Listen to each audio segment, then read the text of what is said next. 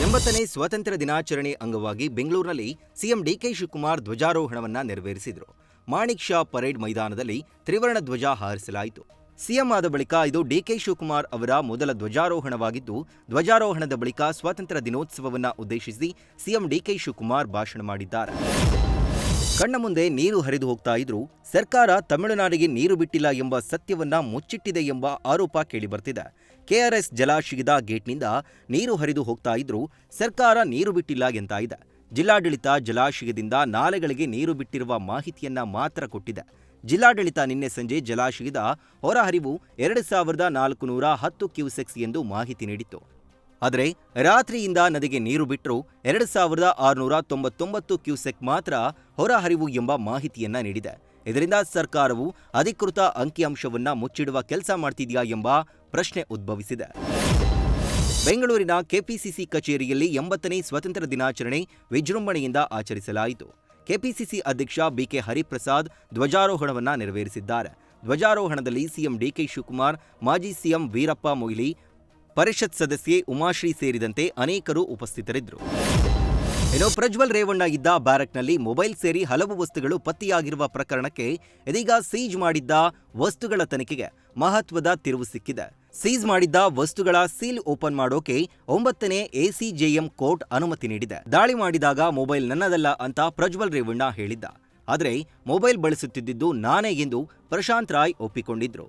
ಈ ಹಿನ್ನೆಲೆ pen drive ಮತ್ತು ಮೊಬೈಲ್ನಲ್ಲಿ ಮಹತ್ವದ ಅಂಶಗಳು ಇರುವ ಸಾಧ್ಯತೆಯಿದ್ದು ಸೀಸ್ ಮಾಡಿ ವಸ್ತುಗಳನ್ನು ಓಪನ್ ಮಾಡಿ ತನಿಖೆ ಮಾಡೋಕೆ ಪೊಲೀಸರು ಮುಂದಾಗಿದ್ದಾರೆ. ಪರಪ್ಪನ ಅಗ್ರಹಾರ ಜೈಲಿನ ಮೇಲೆ ಸಿಸಿಬಿ ದಾಳಿ ವಿಚಾರಕ್ಕೆ ಸಂಬಂಧಪಟ್ಟಂತೆ ಪ್ರಜ್ವಲ್ ರೇವಣ್ಣ ಬ್ಯಾರೆಕ್ ಜೊತೆಗೆ ದರ್ಶನ್ ಬ್ಯಾರೆಕ್ನಲ್ಲೂ ಸಿಸಿಬಿ ಶೋಧ ಕಾರ್ಯವನ್ನ ನಡೆಸಿದೆ. ದರ್ಶನ್ ಇದ್ದ ಬ್ಯಾರೆಕ್ನಲ್ಲಿ ಸತತ 2 ಗಂಟೆಗಳ ಕಾಲ ಪರಿಶೀಲನೆ ನಡೆಸಲಾಗಿದೆ. ಈ ವೇಳೆ 4 ಪುಸ್ತಕಗಳು ಪತ್ತೆಯಾಗಿದೆ.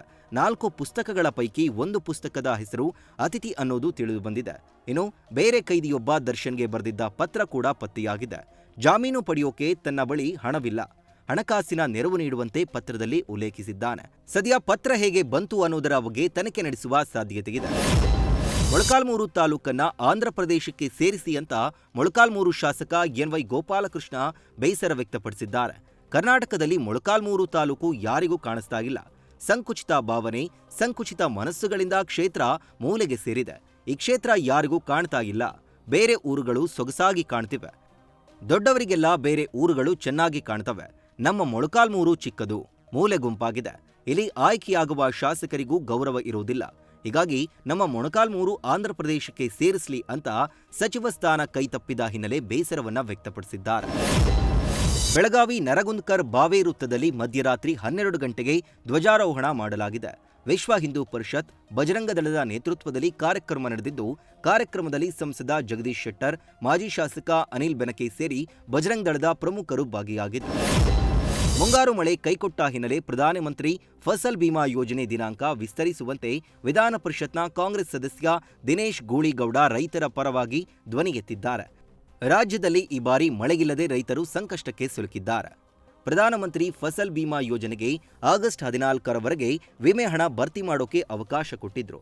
ಆದರೆ ಮಳೆ ಇಲ್ಲದೇ ಇರೋದ್ರಿಂದ ಈ ತಿಂಗಳ ಅಂತ್ಯದವರೆಗೂ ದಿನಾಂಕವನ್ನ ವಿಸ್ತರಿಸಿ ಅಂತ ಕೃಷಿ ಸಚಿವರಿಗೆ ಪಿಎಂ ನರೇಂದ್ರ ಸ್ವಾಮಿಗೆ ಪತ್ರ ಬರೆದು ಗೂಳಿಗೌಡ ಮನವಿ ಮಾಡಿಕೊಂಡಿದ್ದಾರೆ. ತಮಿಳುನಾಡಿಗೆ ಕಾವೇರಿ ನೀರು ಬಿಡುಗಡೆ ಮಾಡಬೇಕು ಎಂಬ ಸಿಡಬ್ಲ್ಯೂಎಂಎ ಆದೇಶ ವಿಚಾರವಾಗಿ ಮಂಡ್ಯ ಹೋರಾಟಗಾರರು ಜಲಸಂಪನ್ಮೂಲ ಸಚಿವರನ್ನ ಭೇಟಿ ಮಾಡಿದ್ದಾರೆ.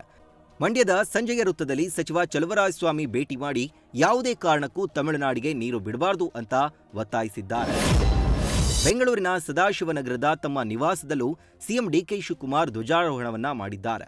ನಾಡಿನ ಜನತೆಗೆ ಸ್ವಾತಂತ್ರ್ಯ ದಿನಾಚರಣೆಯ ಶುಭ ಕೋರಿದ ಸಿಎಂ, ಐಕ್ಯತೆ, ಸಮಾನತೆಗೆ ದುಡಿದ ಎಲ್ಲರಿಗೂ ಗೌರವ ಸಲ್ಲಿಸುತ್ತೇನೆ. ರಾಜ್ಯದ ಸೇವಕನಾಗಿ ಧ್ವಜಾರೋಹಣ ಮಾಡಿದ್ದೇನೆ. ರಾಜ್ಯದಲ್ಲಿ ಶಾಂತಿ ನೆಮ್ಮದಿ ಕಾಪಾಡಬೇಕು ಅಂತ ಶುಭಾಶಯ ತಿಳಿಸಿದ್ದಾರೆ.